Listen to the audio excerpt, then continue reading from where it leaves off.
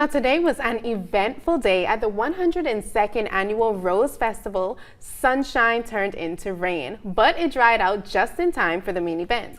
That's right. WALB News 10's Anthony Bordenero has how visitors made the most of the stormy weather at the Rain Festival. It's a breath of fresh air coming down here. Look forward to every chance I get to come down here. Opportunity to everybody to see what a beautiful town this is, rain or no. But it did rain. Skies opened up in the mid-afternoon. The biggest event in the Rose City had some roadblocks on Saturday. Love the Rose Festival. This year it feels like a bigger crowd than ever.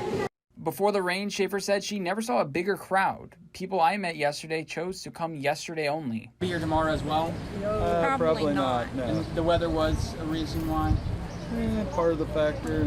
Once the rain began, the cancellations started. The vendor event and Rose Show had to close about an hour early. During the hours-long rain, the city streets turned quiet. People sat in local restaurants or just decided to leave. Although the afternoon was wet and rainy, that still didn't stop people from having a good time here at the Rose Festival.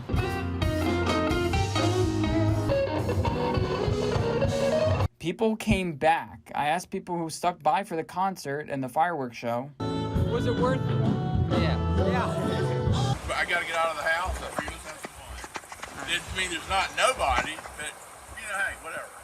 An event organizer told me she was pleased that people came back, and after the music started, there was more and more life throughout the rest of the evening. Anthony Bordenero, WALB, your hometown news source.